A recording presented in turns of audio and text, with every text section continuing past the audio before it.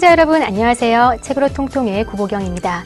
오늘은 스승의 날입니다. 스승과 제자, 이 관계는 오직 인간 사이에서만 존재할 수 있다고 하는데요. 그렇기 때문에 오늘은 다른 어떤 날보다 무척 의미 있는 날이지 않을까 싶습니다. 우리가 오늘날 이 자리에 있기까지 올바로 인도해 주신 스승님을 떠올리며 책으로 통통 시작하도록 하겠습니다. 자, 오늘도 한 권의 책으로 다양한 시각을 키워주실 세 분 자리해 주셨습니다. 안녕하세요. 안녕하십니까? 오늘 우리가 함께 읽을 책은 자크 랑쉐르의 무지한 스승입니다. 참 무지한 스승, 제목이 무척 도전적인데요. 우리 교수님들께서는 책 처음 보시고 또 제목을 보시면서 어떤 느낌을 받으셨나요? 그래서 저는 처음에 그 책 제목을 딱 봤을 때 무지한 스승이더라고요. 그래서 무지한 스승, 좀 이거 공부하는 스승, 약간 이제 좀 찔리면서 좀 반성해야 되는 시간이구나 이런 생각을 하면서 또 키워드가 또 스승이기 때문에 아 이제 교육학에 관한 책이구나 싶어서 굉장히 반가운 마음으로 이렇게 시작했습니다. 반가운 마음으로 읽으시는 우리 고보의 선생님. 이 교수님 어떠셨어요? 예, 무지한 스승이란 어떤 스승을 바로 무지한 스승이라고 이야기할까 하고 궁금증을 이제 갖게 되었는데요. 그래서 책에서는 과연 무지한 스승을 어떤 스승으로 지칭하는지에 대한 궁금증을 해소하는 차원에서 저는 접근을 했습니다. 근데 마지막에 이제 제가 생각하는 부분은 스승이 자기 학식만을, 자기의 지식만을 전달한다라는 그 차원에서 무지하다라는 그런 어떤 느낌을 받게 되었습니다. 네, 앞으로 우리 이 교수님의 내공이 있는 우리 의견 기대하도록 하겠습니다. 예. 네, 안 교수님 어떠셨어요? 예, 뭐 저도 좀 고 교수님하고 비슷해요. 기본적으로 좀 약간 좀 찔리는 느낌으로 시작을 했고요. 끝까지 찔렸습니다. 끝까지 찔리셨다는데, 네, 한번 우리 세 분 기대해 보도록 하겠습니다. 자, 우리 세 분 교수님들께서는 이미 지금 이제 스승의 위치에도 계시고, 또 학문의 길을 이제 계속 걸어오시면서 아마 많은 스승님을 만나셨고, 또 마음속에 또 담아놓고 계시는 아마 분들이 계실 것 같아요. 우리 한번 스승님 소개해주고 싶은 스승님? 아니면 이렇게 한번 마음에 계시고 있는 스승님 한번 소개해 주세요. 먼저. 스승님의 정의를 좀 여러 가지로 하면 어떨까 하는 생각이 들긴 하는데, 그냥 뭐 제 머릿속에 스승으로 남아 계신 분 중에서는 좀 오래됐는데 저한테 기타 가르쳐 주신 분이 있어요.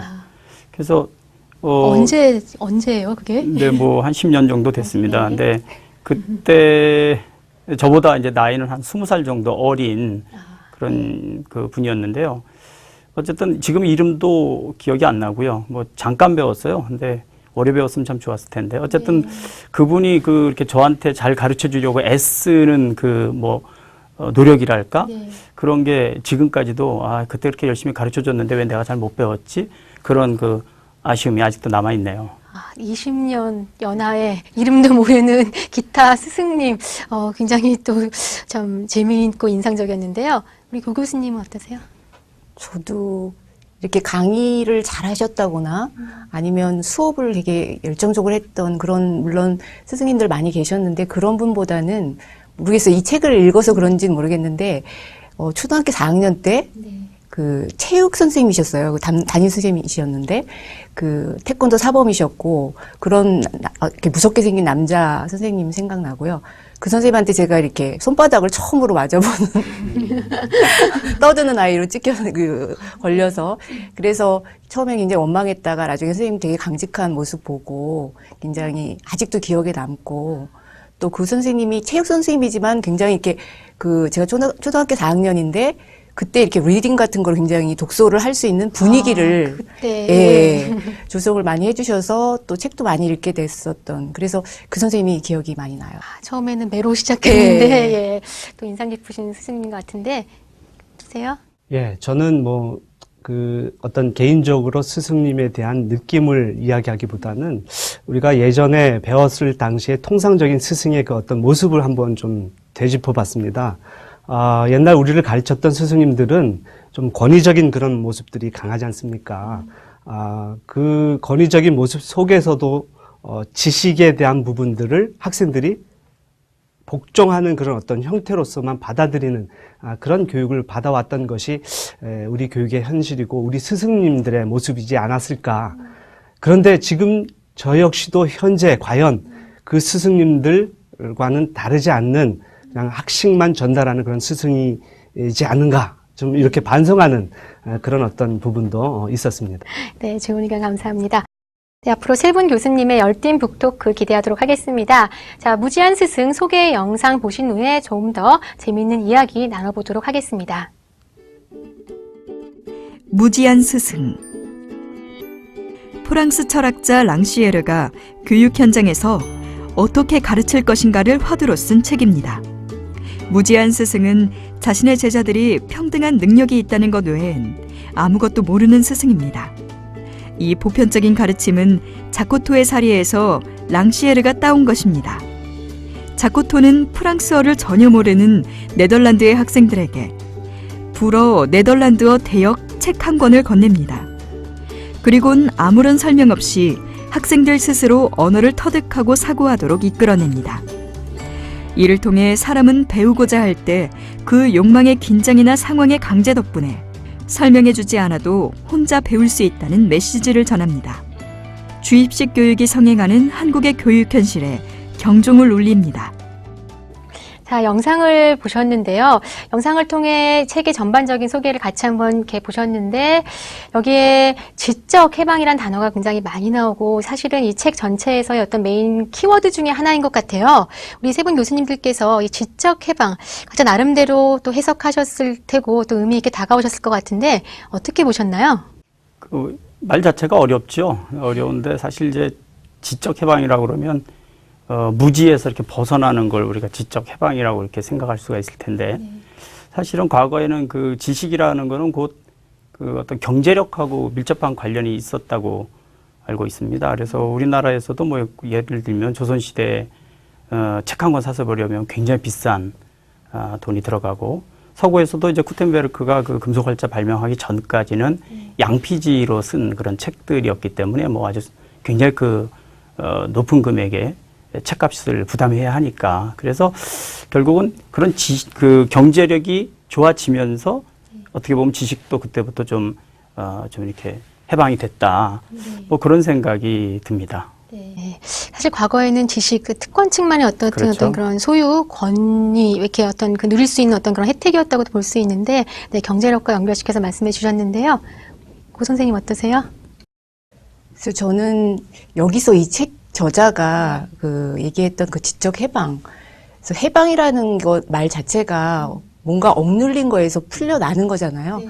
그래서 이게 어디서 풀려나는 거를 얘기를 하는 거지 하고 이제 좀 곱씹어봤는데 제 생각에는 이제 이 저자가 얘기하는 건 그거 같아요. 그러니까 굉장히 어떤 그 교사로서 오만한 어떤 내가 뭔가를 많이 알고 있고 많은 것을 이렇게 학생들한테 설명한다는 그런 어떤 그런 우월의식 그런 것으로부터의 어떤 해방 그리고 또 극으로 보면 또 학생들 입장에서는 또 굉장히 또 내가 너무 아무것도 모르고 굉장히 의기소침하고 교사가 얘기하는 건 무조건 받아들여야 되고 뭐 이런 것들로부터의 사실 그런 어떤 굴레로부터의 해방 이런 식으로 이제 그 극과 극의 어떤 그런 어떤 그 해방 이런 것이 지적 해방이 아닐까 이런 식으로 저는 풀었는데요.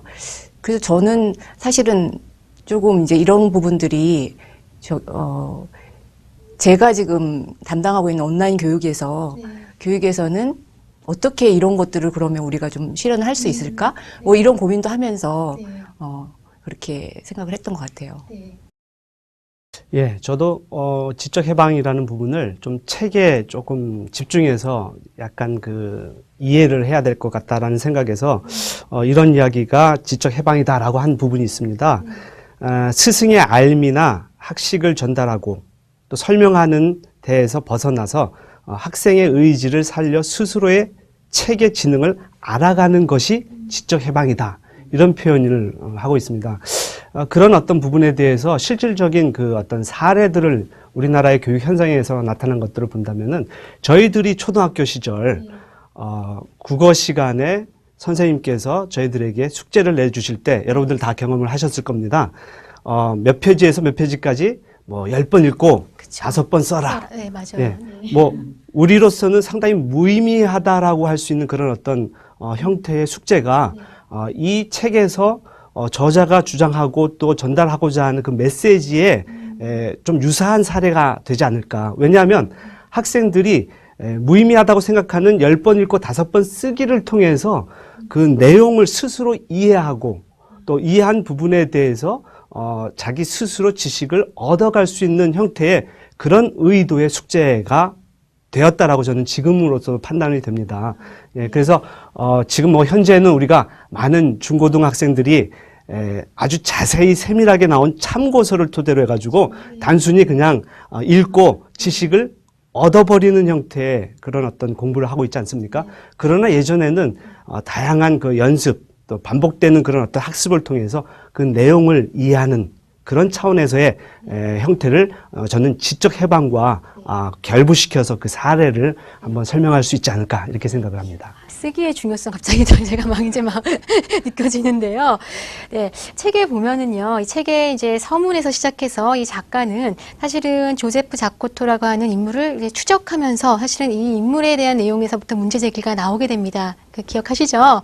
사실은 이 조셉 자코토는 사실은 프랑스인이면서 네덜란드에 가서 네덜란드 학생들에게 프랑스어를 가리키는 사실 프랑스 원어민 선생님이셨잖아요. 그런 위치에 있는데 본인은 프랑스어를 알면서 네덜란드어를 전혀 모르고 그 네덜란드 학생들에게 이제 프랑스어를 가리키는데 자신의 설명 대신 이제 이 네덜란드 학생들이 자신이 던져놓은 텍스트를 통해서 스스로 학습의 결과물을 만들어내는 그 과정을 통해서 이제 사실은 반성하고 자신의 가르침을 이제 그런 얘기서부터 이제 이 화두가 시작되면서 책이 전개되는데 그렇게 스스로 학습에 물론 이 교수님께서 말씀을 해주셨지만 처음에 그런 스스로 자기의 어떤 그 의지로 되게 결과물이 나오게 되는 어떤 그런 과정 아마 우리 교수님들 스스로도 아마 그런 경험이 있지 않았을까 혹은 또 주변에 같이 나누어 주셨으면 좋을 것 같아요.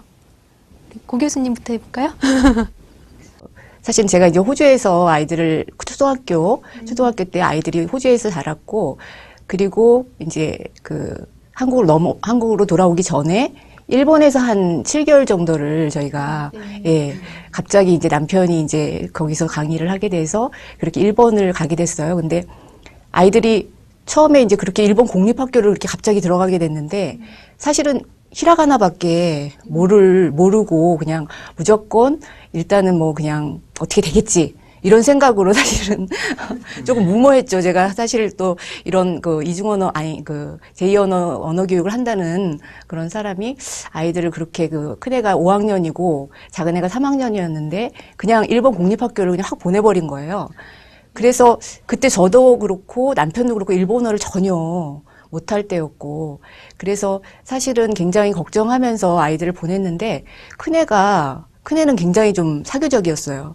근데 큰애는 굉장히 막 자기가 그런 어떤 스포큰 랭귀지에 굉장히 강했거든요. 구두 언어에. 그래서 그런 것들 장점을 막 살리면서 그 첫날부터 그 일본 친구를 집으로 데려오는 거예요. 그래서 교수님 자녀분이 특이한 거 아닌가요? 아니요. 그 아이가 네. 저도 깜짝 놀랐어요. 네. 그래서 그러면서 어떤 그런 식으로 자기의 어떤 그런 전혀 모르는 언어에 대한 그런 식으로 자기가 그렇게 그 자기 강점을 살려서 그렇게 접근을 하고 둘째 같은 경우는 그 굉장히 읽고 쓰는 거를 굉장히 잘했던 아이였는데 호주에서 이제 영어도 굉장히 잘하고 그랬던 아이였는데 이제 갑자기 일본에 와서 전혀 모르는 일본어로 이제 공부를 하려니까 막 갑자기 수업 시간에 졸기도 하고 그러니까 본인도 너무 당혹스럽고 막 이러다 보니까 말을 안 하는 거예요. 한 3개월 동안. 그냥 사일런트 피리어드라고 그러죠. 그래서 그냥 거의 침묵으로 일관하고 너무 그래서 제가 그래서 너무 제가 마음이 아프고 이거 잘못했구나 이런 생각을 했는데 한 3개월이 지나면서 본인이 잘했던 그런 어떤 그 읽기 쓰기 그런 쪽에 동화책도 굉장히 좋아했고 그래서 그런 쪽으로 이제 친한 친구 한 명을 사귀어서 그 친구한테 내가 너한테 영어책을 읽어줄 테니까 나한테 너는 그 일본어 동화책을 좀 내가 모르는 이걸 좀 읽어주면 좋겠다 이런 식으로 해서 어쨌든 그 두 아이가 굉장히 다른 접근법으로 결국 한 7개월 정도 있었는데 그런 새로운 그런 제3의 언어를 정말 엄마 아빠는 전혀 그 무지의 상태였거든요, 사실은. 예. 전혀 저는 서바이벌 정도의 일본어밖에 몰랐었고 그런 상태였는데 두 아이가 그렇게 스스로의 어떤 그런 내면의 어떤 그런 어떤 잠재된 어떤 그런 전략들 이런 것들로 헤쳐나가는 걸 보면서 굉장히 이게 굉장히 저한테 굉장히 새로운 체험이었던 것 같아요. 그래서 그런 부분을 같이 좀 나누고 싶네요. 맞습니다. 저도 그 자코토의 그 경험이 사실은 이 시점에서 우리나라의 교육의 방식과 또 유럽이라는 그 나라의 많은 나라들의 교육의 방식에 대한 그 차이점을 구분해 보면서 좀 더 이해를 높일 수 있지 않을까 이렇게 생각이 우리 이 됩니다. 교수님은 또 독일에서 또 공부하셨잖아요. 그래서 저는 네. 우리나라의 교육 방식에 대한 부분을 우리가 간단하게 이제 이야기를 해본다면 누구나 다 아시다시피 아까 조금 전에는 뭐 읽고 쓰는 부분에 대해서 지적 해방에 대한 것들을 이야기했지만 우리 교육의 방식을 전반적으로 봤을 때는 선생님의 획일적이고 주입식적인 그런 어떤 교육 형태의 모습들을 우리가 모두 이해하고 있지 않습니까? 그러나 이제 여기 자코토가 했던 그 방식 자체는 우리로서는 생소하고 또 이 교육 방식에 대한 부분들이 다르기 때문에 유럽의 교육의 전반적인 그 어떤 형태를 이해할 때 이 부분을 좀 더 우리가 접근하기 쉽지 않을까 생각합니다.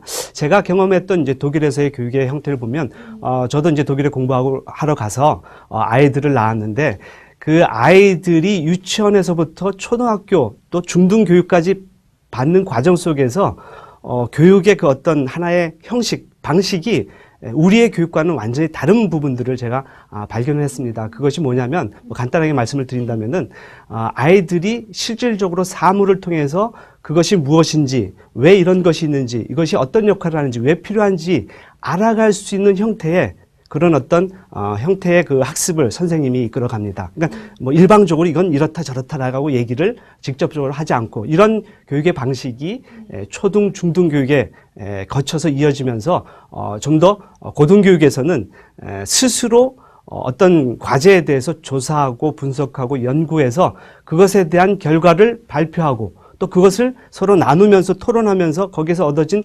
평가를 가지고 마지막으로 자기의 그 어떤 지적 결론을 내리는 그 방식이 바로 이 자코토의 수업의 방식에서처럼 유사하게 이제 같다라는 것이죠. 그래서 우리 교육의 현실 속에서도 바로 이러한 방법으로 지적 해방을 해야 되지 않을까. 저는 개인적으로 교육에 그 어떤 몸담고 있는 스승으로서 선생으로서 이런 방식에 대해서 우리 스스로가 좀 더 깊이 있게 접근해야 되지 않을까 이렇게 생각을 합니다. 그럼 저는 교육 전문가는 아니지만 이렇게 말씀 들어보니까 그 학부모로서 자꾸 이렇게 얘기가 나오게 생각이 되는데요.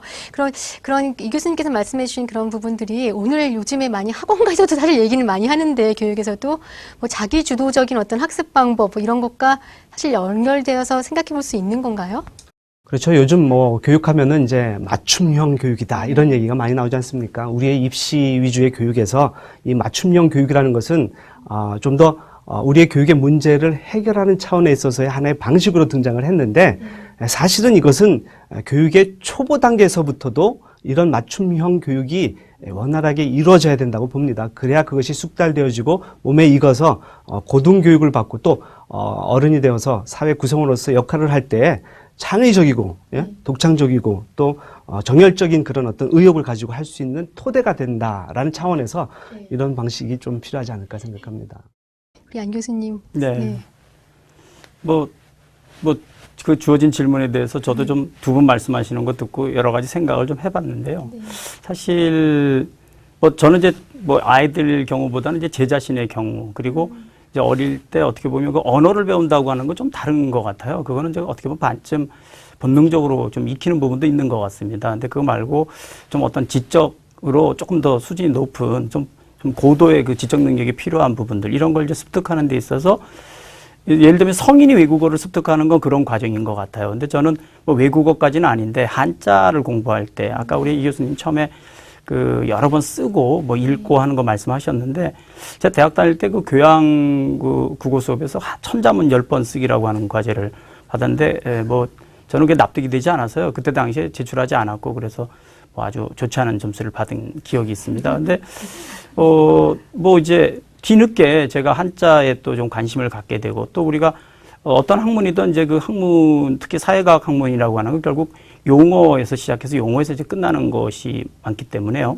그래서 제가 이제 비록 전공은 무역입니다만 이 한자에 대한 건 관심을 갖게 됐어요. 그래서 뒤늦게 이제 한자 특히 이제 그 주로 뭐 이렇게 중국의 그 고전에 나오는 그 말들을 여러 번 읽어도 그 뜻을 이해를 할 수가 없는 거예요. 그래서 그 전후에 여러 가지 사정을 놓고 보더라도 잘 이해가 가지 않는. 그래서 저로서는 이제 그게 중국어나 다름없는 거죠. 그리고 실제 중국어죠. 그 고대 이제 중국의 여러 사람들, 예를 들면 공자나 맹자나 뭐 이런 사람들이 써놓은 글인데 그걸 제가 갑자기 이제 이해하려고 하면 쉽지 않은 거죠. 그랬을 때 제가 그 공자님이나 맹자님을 뭐 스승으로 모시고 배울 수도 없는 노릇이고 또 잘 뭐 설명되어 있는 그런 어떤 뭐 주석서가 있는 것도 사실 아니고 한자는 이제 되게 좀 그렇지 안 그렇게 돼 있죠. 그래서 혼자서 뭐 여러 번 읽고 하다 보니까 어느 날 갑자기 그게 벼랑간 그 뜻이 딱 알게 되는 거예요. 책에 나온 네덜란드 네, 뭐 제가 뭐 그렇게까지 훌륭한 사람은 아닙니다만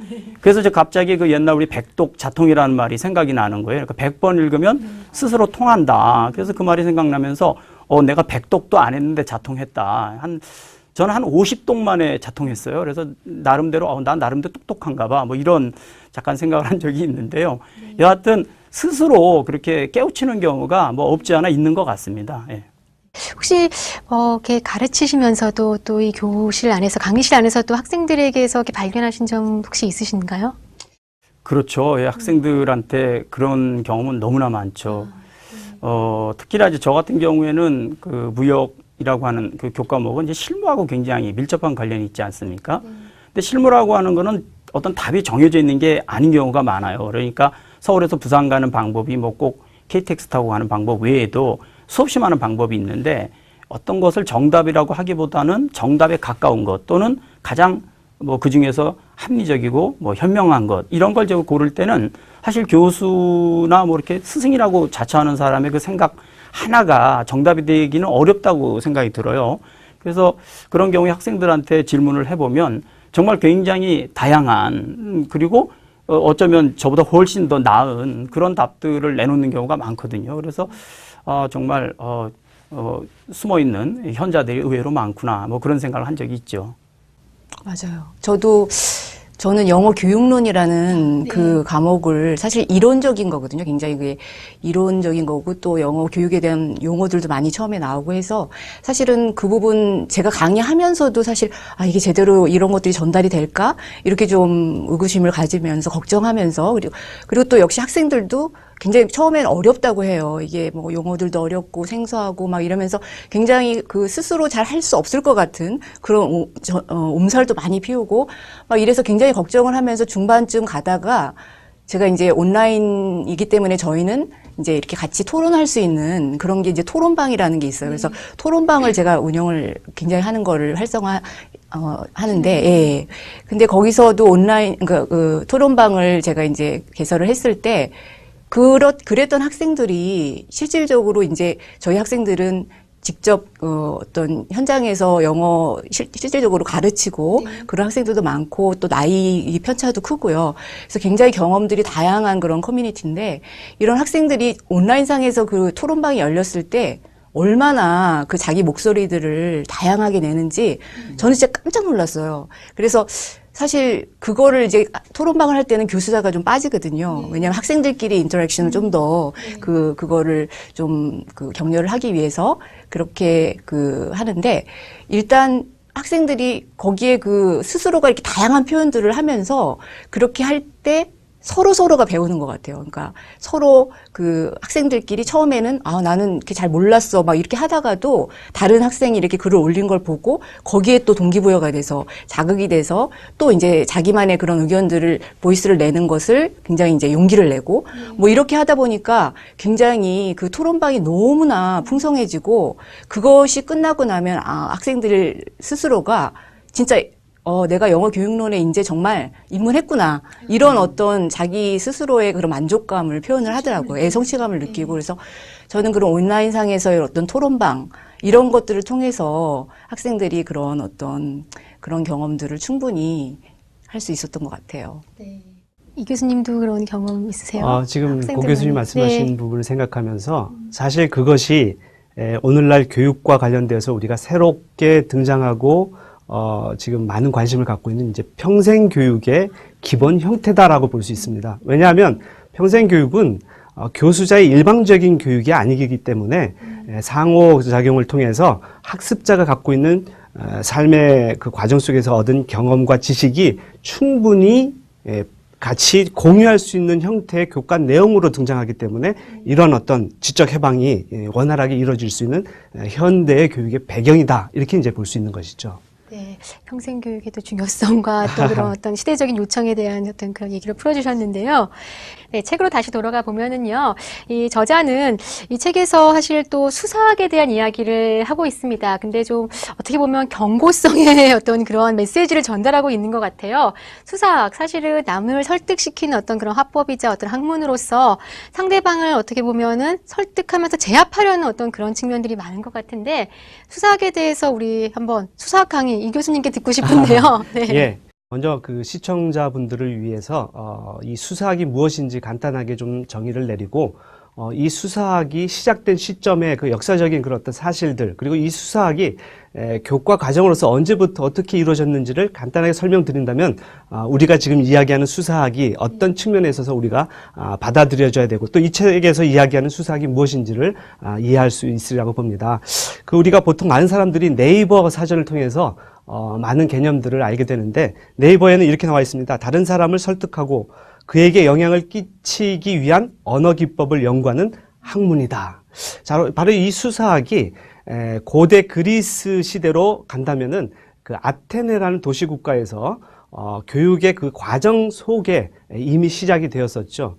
왜 이 수사학이 시작되었느냐 하는 것은 그 시대에 개인적으로 정치에 입문하려고 하는 많은 청년들을 위해서 뭔가 이렇게 대화법 내지는 또 여러 가지 그 자기의 의견을 설득력 있게 전달하기 위한 그런 하나의 웅변술을 필요로 하기 때문에 이 수사학에 접근을 했습니다. 교과 내용으로서 보면은 이제 그 아테네 초기에는 초등교육은 3RS라고 해서 쓰고 읽고 셈하는 것이 초등교육 과정에서 있었던 부분이고 7자유교과라는 부분이 이제 중등교육 이상에서 이루어지는데 이 7자유교과의 3학 4과로 또 나눠집니다. 여기에 이제 3학 안에 문법, 수사학, 변증법이라는 이런 과목들이 있어서요.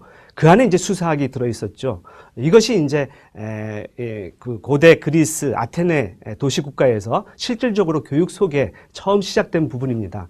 말씀드렸듯이 개인의 정치적인 입문을 위해서 웅변술, 어떻게 하면 다른 사람들을 설득력 있게 할 것인가 하는 부분에 대한 학문적 접근이었었죠. 근데 이제 이 책에서 이야기하는 수사학을 보면은 아까도 말씀하셨듯이 수사학의 원리는 전쟁이다 그랬습니다. 과연 이 수사학이 우리에게 정말 그 어떤 하나의 학문으로서 긍정적으로만 생각할 수 있는가 하는 부분에 질문을 던지게 되죠. 저는 이 책에서 이런 것을 발견을 했습니다. 사람들은 수사학에서 이해를 찾는 것이 아니라 상대의 의지를 무력화시키는 그런 방법으로 이용한다라는 것이죠. 여기에서 이제 좀 부정적인 측면으로 이제 다가갈 수 있는데, 다른 사람들의 말을 더 이상 하지 못하게 막고 또 생각들을 더 하지 못하게 막는, 다시 말해서 변론이나 반론을 제기하지 못하도록 언어의 기법을 사용한다라는 측면에 있어서 이곳의 저자는 수사학을 조금 더 부정적인 측면으로 이야기를 하고 있다 이렇게 이제 볼 수 있겠죠. 스승으로서도 수사학적인 그런 어떤 언어 기법은 필요합니다. 그러나 앞서 얘기했듯이 지적 해방이라는 차원에 있어서의 수사학의 그 어떤 방법을 이용하는 것이 바람직하다라고 이제 저는 개인적으로 이렇게 생각을 합니다. 네, 사실은 주변에서 이렇게 일상생활에서 보면 말 잘하는 사람들 앞에 보면 또 나서서 보면 이렇게 주눅이 들잖아요. 그런 측면도 없잖아 있는 것 여기 같은데. 이승균 교수님 뭐 수사학 하신 것 같아요. 공부 많이 하신 것 같아요. 교수님 수사학 강의 잘 들어요. 그렇진 않습니다. 굉장히 명강이었어요. 네. 교수님 어떠세요? 네, 수사학에 대해서 저는 잘 모릅니다만 고대 그 그리스에서 이제 수사학이 그렇게 발전해서 이게 우리가 잘 알고 있는 상태로 알려지게 된 건 사실 로마 시대였던 것 같아요. 그래서 로마에 이제 우리가 잘 아는 그 초대 황제인 그 시저가 바로 이제 이 수사학에 어떻게 보면 좀 당하기도 하고 또 수사학을 이용하기도 하고 그랬던 어떤 사람이죠. 당대 이제 가장 유명했던 그 변호사가 이제 키케로가 있는데 이 키케로가 이제 자꾸 그 시저가 하려고 하는 여러 가지 정책마다 그 원론에 나와서 이제 장광설을 이제 늘어놓는 겁니다. 그래서 사실은 여러 가지 이 앞뒤를 잘 놓고 보면 시저의 정책이 사실은 시민들을 위한 것이고 로마를 위한 것인데도 불구하고 그 이제 뭐 기성 그 계급들 또 특히나 이제 그 기득권 계층을 대변하는 그 어떤 이 키케로 이 사람의 이제 그 장광설에 밀려서 번번이 좌절되는 경우가 있거든요. 사실 이제 그럴 때의 그 수사학은 좀 바람직하지 않게 사용된 예라고 저는 생각을 해요. 그런데 교육에서 물론 이제 그 시저도 그 수사학 교육을 받았습니다. 그런데 이제 뭐 교육받았던 정도가 아마 뭐 키케로만 못했던 모양이죠. 그래서 그렇게 번번이 지고 말았는데 결국 나중에는 뭐 이제 힘으로 제압하고 맙니다. 그런데 우리 이제 교육 현장에서 이 수사학을 그 상대방의 어떤 그런 그 창의적인 생각이나 자기 의견을 이렇게 표출하는데 그걸 제압하는 수단으로 사용한다든가 또는 자신이 지식이 더 많다라고 하는 것을 과시하는 용도로 이렇게 사용하게 된다 그러면 그건 교육적인 목적에서는 바람직하지 않은 그런 결과가 되는 거죠. 그래서 저자는 이제 그런 부분들을 경계하는 의미에서 특히나 이제 그런 거에 이렇게 스스로가 이렇게 몰입돼서 자기도 모르게 거기에 자꾸 그런 용도로 사용하는 이러한 이제 제목대로 하자면 무지한 스승들한테 이렇게 한번 경고를 하는 게 아닌가 뭐 그런 생각이 드네요. 예. 네. 자, 이쯤에서 우리 쉬어가는 코너 한번 오행시 짓기 한번 타임을 가져볼 텐데요. 우리 오늘의 시인 누가 한번 해주실래요? 뭐 수사하게 돼가 이 교수님이 아무래도 괜찮지 않을까. 네, 한번 우리 이 교수님께서 한번 나도 시인이다의 코너에서 부담스럽네요. 한번 좀 재밌게 좀 오행시를 쳐야 되는데 저는 시인이 아니라서 좀 딱딱합니다. 그래도 또 들어주시기 바랍니다. 오늘 한번 띄워주시죠. 네. 무지한 스승은 어떤 스승인가? 지적인 스승은 어떤 스승인가? 한참을 생각하고 추론해 본 결과 스스로 자신을 무지한 스승이라고 깨달을 수 있는 그런 스승, 자신을 늘 성찰하고 자각하며 도전하는 스승이 진정한 스승이 아닐까? 승승장구하려는 인생의 그 전쟁터에서 아직도 우리는 무지한 스승이 아닐까요? 훌륭하신데. 고민했습니다, 저도. 뭐 별로 시적으로 멋있는 것 같지는 않아요. 그렇죠. 제가 딱딱하다고 아까 말씀드렸듯이. 그래도 울림이 있는데요. 그렇습니까? 예, 감사합니다. 오늘 수사학 강의에 또 이 신앙송에 오늘 이성균 교수님 정말 수고 많으신데요. 자, 다시 책으로 돌아갑니다. 작가는 또 이 책에서 사실은 무지의 늪에 대해서 경고를 또 하고 있습니다. 계속 경고 얘기가 나오는데 스스로 자신의 지능이 열등하다고 생각하는 어떤 그런 사람들에게 대한 또 우려와 또 이런 예를 들면서 뭐 노동자들이라든지 또 지식계층과 비교해서 자신들이 스스로 나는 이제 배움이 적다라든지 이야기하는 것에 대해서 사실은 이제 그런 비판적인 시각을 갖고 또 우려를 표명하는데 스스로 무지의 늪에 빠졌다고 생각을 하셨던 경험이라든지 아니면 또 이런 그 의미에 대해서 어떻게 의견 나누셨으면 좋을 것 같아요. 그건 제가 먼저 좀 말씀드려 볼게요. 어떤 뭐 야구 감독께서 하신 말씀을 제가 우연히 들었는데요. 이제 보통 야구 선수도 이제 운동 선수기 때문에 나이가 먹으면 이제 점점 운동할 역량이 떨어진다고 이렇게 생각을 해서 연습도 게을리하고 나중에 그냥 은퇴한다고 합니다. 근데 이제 그래서 결국은 그분이 지적하시는 것은 나이가 먹어도 열심히 노력하면 분명히 이제 성취가 있고 나아진다라고 하는 게 이제 그분 말씀인데요.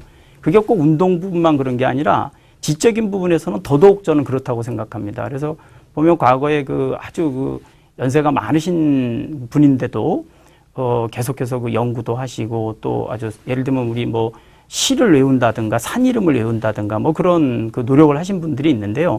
그런 분들은 이제 나이라고 하는 벽을 이제 뛰어넘으신 거고 또 가난하고 책도 별로 없고 그런 여건 속에서 또 열심히 공부해가지고 그걸 극복한 사례가 너무나 많거든요. 그래서 스스로가 자기를 어떤 그걸 이제 뭐 논어에서는 여획이라는 말을 쓰는데요. 네가 네 스스로 너의 한계를 금긋는다. 그래서 여획이라는 그런 말을 씁니다. 그런데 그런 여획처럼 스스로가 이렇게 한계를 긋지 말고 한계는 없다. 그냥 하는 데까지 뭐 내가 하는 거다. 이런 마음을 갖고 좀 하면 여기서 말하는 무지라고 하는 게 결국은 이제 의욕도 없는 것일 수도 있고 또 지식이 없는 것일 수도 있는데 그걸 어느 정도는 극복할 수 있다. 그리고 계속해서 극복이 되는 거다. 저는 그렇게 믿고 있습니다.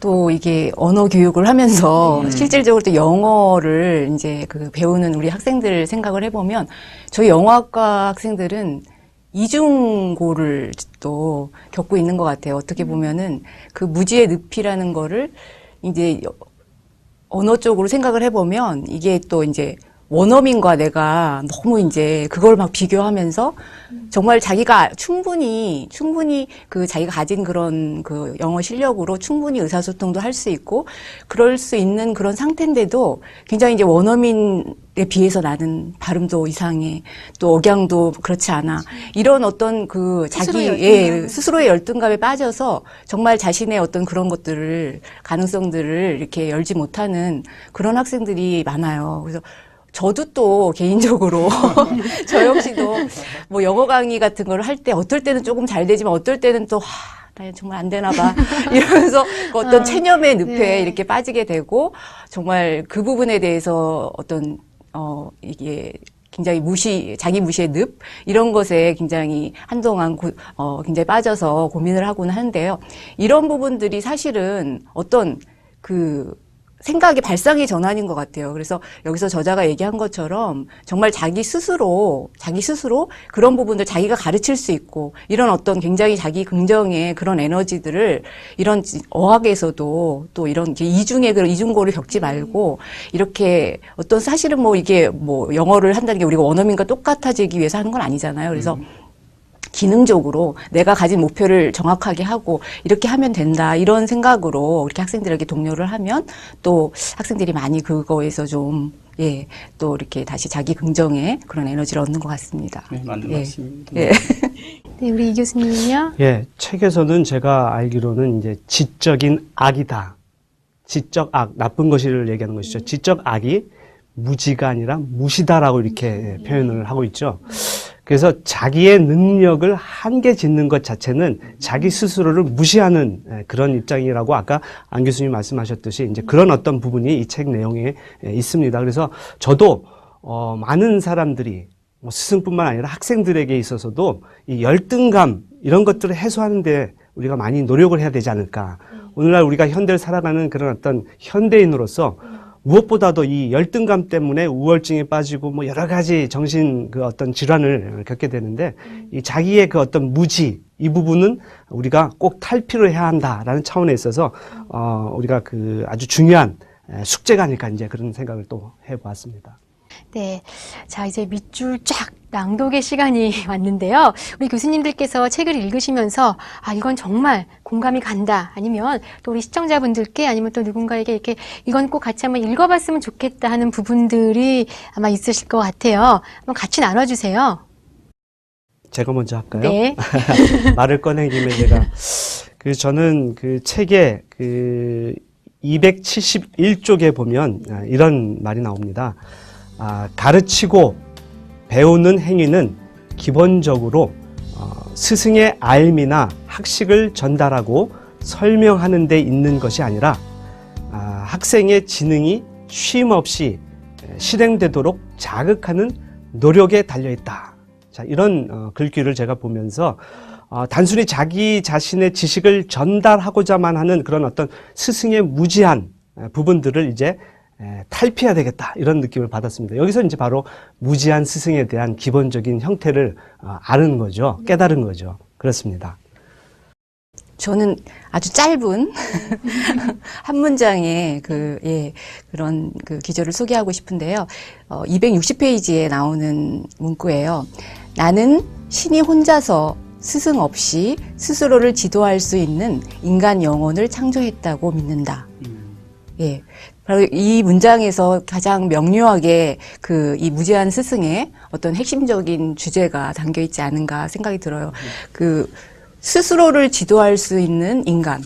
그러니까 스스로를 가르칠 수 있는 인간이라는 뜻이겠죠. 그래서 사실 굉장히 어떤 교육의 주체가 사실은 학생이 되어야 되고 그런데 저희 다 아시겠지만 너무 요즘 교육 풍토가 너무 이렇게 교사들한테 의존하고 의존성이 있고 학원에 의존하고 스스로 이렇게 할 수 있는 충분히 그게 되는데 그 시간과 어떤 그런 여유들을 주면 좋은데 그런 것들을 안 주는 그런 풍토들이 굉장히 아쉽고 그래서 저는 이 짧은 기절 속에서 많은 거를 좀 깨닫게 된 것 같습니다. 네, 짧지만 굉장히 함축적이고 많은 의미가 내포되었는데요. 우리 네, 교수님이요? 저는 뭐 한 두 군데 네. 275페이지에 있는 내용인데요. 나는 이해 못하겠어. 란 말은 네. 나에겐 그것이 필요 없어. 라고 토로하는 것에 지나지 않는다. 다시 말하면 이제 자기 변명이고 자기 비하고 자기 한계를 긋는 거다. 이런 이제 의미로 이해가 됩니다. 그래서 뭐 이해 못하겠다란 말 하기 전에 얼마만큼 이해하려고 노력했는지 한번 생각해 봐야 되지 않냐 그런 생각이고요. 조금 약간 엉뚱하기는 하지만 여기 책 페이지가 없어요. 296페이지 오른편에 보면 이 서지 정보 나와 있는데 보면요. 1판 7세 편엠 2013년 5월 15일 이렇게 되어 있습니다. 이게 지금 2008년 11월 28일 날 1판 1세가 나왔는데요. 7세를 5년 만에 이제 찍었습니다. 그래서 이 책을 5번 거듭 인쇄할 만큼 여러분들이 읽으셨다는 거죠.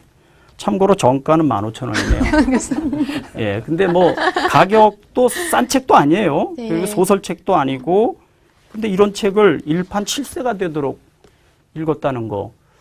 이거 참 우리나라에 그래도 나는 무지하지만 나 말고 다른 분들은 아주 유식한 스승님들이 많이 계시구나 하는 그런 좀 안도감을 갖게 되네요. 예. 네, 이 랑시에르가 직접 한국에 와서 또 이게 같은 뭐 출판 기념회라든지 아니면 같은 어떤 그런 강연도 한 적이 있었다고 하더라고요. 그만큼 또 한국의 지식인들, 지성인들이 또 이러한 어떤 이런 주제에 대해서 목말라지 않았을까라는 생각을 또 해보게 됩니다. 우리 한번 그럼 작가에 대해서 이미 말이 나왔는데요. 작가에 대해서 한번 얘기를 해보죠. 이 저자, 이 랑시에르는 이 책 이외에도 사실 많은 저작들이 있습니다. 그런데 그 주제라든지 범주를 보면 뭐 정치, 평등, 또 문화, 또 철학적인 면에서 굉장히 많은 저작들을 만들었고 학문의 경계를 넘나들면서 다양한 시각과 또 독특한 생각들을 일깨워주고 있는데요. 그러면 이 저자에 대해서 어떻게 생각해 보시나요? 뭐 사실 만난 적이 없기 때문에 뭐 얼마나 훌륭하신 분인지 또 인품이 뭐 넉넉하신지 잘 모르겠습니다만 이번에 이제 저술 활동만 놓고 본다고 하면 그 일단 이제 호기심이 지적 호기심이 굉장히 있다.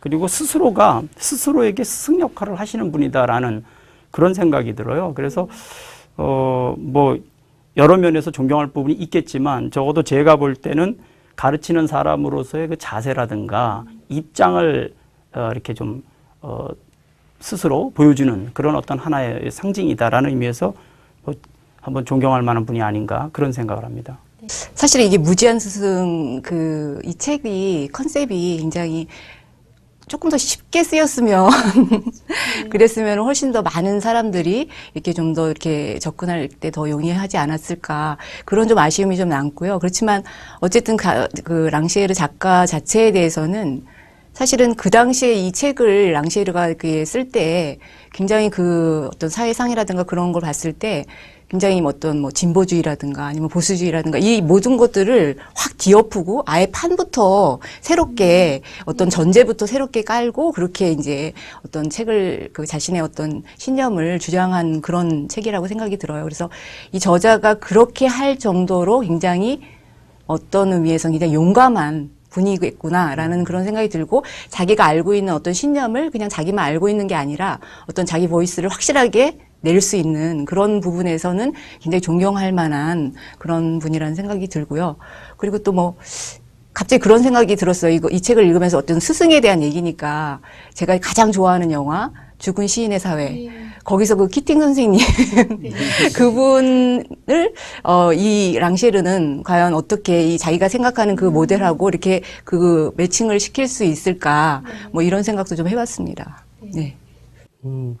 예, 저는 이 랑시에르 작가가 이 책을 쓸 당시의 시대적 상황을 조금 이렇게 그 책을 통해서 좀 알게 되었습니다. 1981년인가요?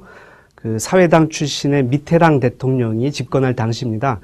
첫 번째 교육부 장관과 또 두 번째 교육부 장관, 이 장관이 바뀌면서 서로의 각각의 다른 그런 어떤 교육 개혁의 그 방향을 내세웠던 부분들을 통해서 결국은 교육의 개혁적인 측면에 있어서 두 교육 담당 장관이 내놓은 그 개혁 방안이 랑시에르 입장에서는 불평등에 시작해서 평등을 추구하는, 실현해야 한다라는 차원으로 가는 그런 모습을 반박하면서, 이 두 가지에 대한 부분들을 반박하면서, 아니다, 불평등에서 시작하는 것이 아니라 모든 것은 평등에서 시작을 해야 된다라는 그 출발점에 대한 부분들을 그 개념을 정리해주는 그런 모습 속에서 상당히 그 어떤 개인적인 측면에 있어서는 학생들 스스로 삶의 길을 열어갈 수 있도록 그 의지를 불러 일으켜 준다는 그런 측면에 있어서 이 저자의 역할이 상당히 우리에게 많은 그런 어떤 배움의 길들 또는 다시 자각하게 하는 길들을 열어준 어떤 지적 모험가가 아닌가 이렇게 이제 생각을 합니다. 네, 우리 이 교수님께서 아주 명확하게 또 이 책을 또 잘 정리까지 요약까지 해주셨는데요. 자, 끝으로 우리 이 책을 읽고 나서의 어떤 느낌과 혹은 또 이 책을 추천하고 싶으면 또 누구에게 또 추천하고 싶은지 한번 얘기해 주세요. 저는 저한테 추천을 해야 될 것 다시 같아요. 읽으시려고 네, 뭐 사실은 이제 아직도 충분히 못 읽었고요. 좀 음미하면서 다시 한번 읽어봐야겠다라는 생각을 하고 있습니다. 저는 이 책을 굉장히 이렇게 어떤 스펙트럼으로 생각을 하면 굉장히 극과 극에 있는 두 부류의 어떤 그런 분들에게 소개를 하고 추천을 하고 싶은데요. 이쪽 극은 그러니까 굉장히 우월한 의식을 갖고 있는 그런 교사들. 내가 강의도 정말 잘하고 굉장히 우쭐하고 굉장히 모든 어떤 지식 전달에 있어서 굉장히 자기가 자신감이 넘치는 어떤 그런 분들 한번 이 책을 읽어보셔야 될 것 같고요. 또 이쪽 그 맨 끝에 스펙트럼의 가장 또 이쪽 다른 끝에 있는 그런 분들, 굉장히 어떤 열등의식에 사로잡혀 있는 분들, 나는 정말 교사 없이는 아무것도 못해, 나는 다 이렇게 내가 가진 거는 너무나 아무것도 아니야, 난 스스로 나를 뭐 어떻게 할 수가 없어, 이렇게 열등의식에 사로잡힌 어떤 학생들이나 아니면 교사들도 좋아요. 그래서 그런 두 부류의 그런 분들께 이 책을 추천해드리고 싶습니다. 저를 포함해서 그렇게 말씀드리고 싶네요. 저는 좀 분위기를 좀 딱딱하게 만드는 그런 지금까지의 이야기를 했던 것 같은데 마지막도 마찬가지로 여지없이 재미없는 이야기를 좀 해야 될 것 같습니다. 제가 이 책을 읽으면서 좀 더 깊이 있게 좀 사고를 해봤어요. 과연 이런 책들은 누가 읽어야 할 것인가. 그래서 제가 교육자 측면에 있어서 교육자로서 사명감이 불분명한 사람들, 조금 더 구체적으로 이야기한다면은 교육을 하는 입장에 있어서 교육 철학이 제대로 정립되어 있지 않은 분들에게 이 책이 꼭 필요하지 않을까. 왜냐하면 교육 철학이라는 것은 교육의 목적을 뚜렷하게 해주는 아주 중요한 부분이거든요. 그러니까 목적의식이 불분명한 우리 스승, 선생님들. 그래서 좀 더 내가 왜 교육을 해야 하는지에 대한 필요성을 느낄 수 있도록, 그것은 뭐 물론 마찬가지로 여러분 선생님뿐만 아니라 저도 마찬가지 해당이 됩니다. 그래서 지금 시대적으로 많은 우리나라가 어려움을 겪고 있지 않습니까? 아픔을 겪고 있는데 여기에서 그 아픔을 아픔으로만 생각하지 말고 우리에게는 무엇이 문제인지에 대한 문제 본질을 바라볼 수 있는 그런 우리 시각을 지금 열어야 된다라는 생각을 하게 됩니다. 그 핵심은 바로 원칙을 아주 무시하지 않는, 원칙을, 기본을 중요하게 생각하는 우리의 사고방식을 다시 한번 일깨워야 되지 않을까. 이제 그런 생각으로 저는 앞서 말씀드렸던 그런 분들에게 이 책을 좀 추천해야 되지 않을까. 이렇게 생각합니다. 네, 이 원칙이 필요한 사회, 사실 가장 큰 역할을 하는 것이 바로 스승의 역할이 아닐까 싶습니다. 사실 최근에 많은 책들이 있는데 또 이게 학습에 관한 이야기들이 많지만 이렇게 가르침에 대한 자신의 성찰, 또 스승으로서 자기 반성의 기회를 갖게 되는 여러모로 유익한 책이었던 것 같습니다. 세 분의 교수님과 심도 있는 토론을 통해서 스승의 의미를 다시 한번 생각해 볼 수 있는 계기가 되었습니다. 오늘 책으로 통통과 함께한 무지한 스승, 시청자 여러분도 한번 읽어보시고 진정한 스승에 대해서 생각해 보시는 건 어떨까요? 지금까지 자크 랑시에르의 무지한 스승과 함께했습니다. 온북TV 해외 통신원들이 전해주는 지구촌 책 소식과 함께 해외 서점의 베스트셀러는 무엇인지 살펴보면서 이 시간 마치도록 하겠습니다. 시청해주신 여러분 고맙습니다.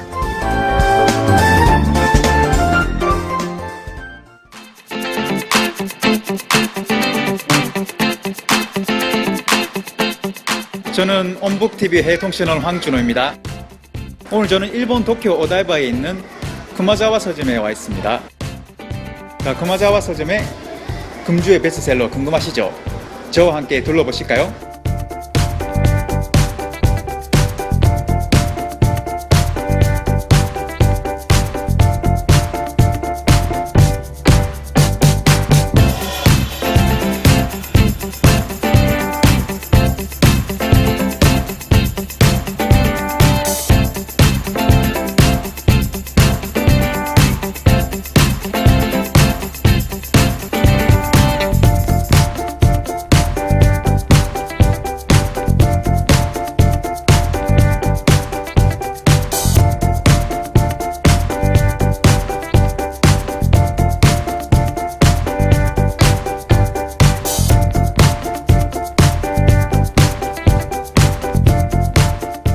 지금까지 금주의 베스트셀러를 살펴보았습니다. 온북TV와 함께하는 책 소식, 다음 시간에도 재미있는 책 소식을 가지고 찾아뵙겠습니다.